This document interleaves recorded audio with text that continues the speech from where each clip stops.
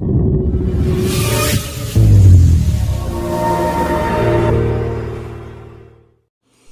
दोस्तों, नमस्कार। Master technician channel में आपका बहुत बहुत स्वागत है। दोस्तों, आज के टॉपिक में हम ये जान लेंगे कि जो BS6 गाड़ियों का साइलेंसर होता है उसको ATS बोला जाता है। ATS का मतलब होता है आफ्टर ट्रीटमेंट सिस्टम। अब इंजन से निकलने वाले एग्जॉस्ट गैसेस होते हैं, उसमें से जो निकलने वाला धुआं रहता है, उस धुएं का इस साइलेंसर सिस्टम में क्या हो जाता है और कैसे गैसेस को अलग किया जाता है, उसके ऊपर आज हम देख लेंगे। ये जो BS6 का साइलेंसर होता है उसके अलग अलग 5 हिस्से होते हैं, वो आगे देख लेते हैं। उसमें पहला हिस्सा आता है DOC। DOC का मतलब होता है डीजल ऑक्सीडेशन कैटालिस्ट। अब दूसरा हिस्सा आता है, उसको बोला जाता है DPF।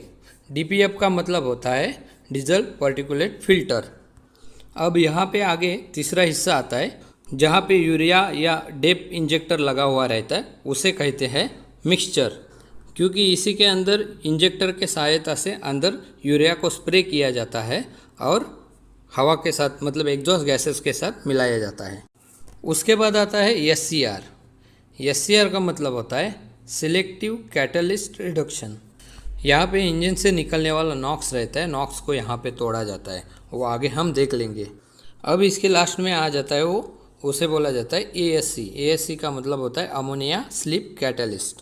यहाँ पे जो बचा हुआ अमोनिया होता है उसके ऊपर रिएक्शन किया जाता है। इसी प्रकार से ये BS6 वाला साइलेंसर रहता है, वो 5 हिस्सों में रहता है। तो चलो आगे हम साइलेंसर के एक एक हिस्से की पूरी तरह से जानकारी ले लेते हैं। आफ्टर ट्रीटमेंट सिस्टम में साइलेंसर का पहला हिस्सा आता है DOC। DOC का मतलब होता है डीजल ऑक्सीडेशन कैटालिस्ट, जो हमने पहले ही दिखाया था। इसमें ऐसे ही तरह से कुछ स्ट्रक्चर रहता है।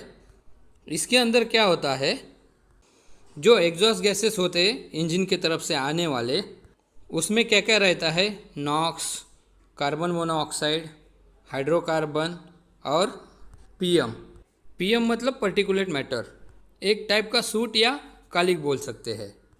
DOC में क्या होता है, जैसे टेम्परेचर बढ़ने के बाद उसी के अंदर जो मटेरियल है उसी के ऊपर से जब ये गैसेस गुजर जाएंगे और वो गैसेस के ऊपर रिएक्शन हो जाता है।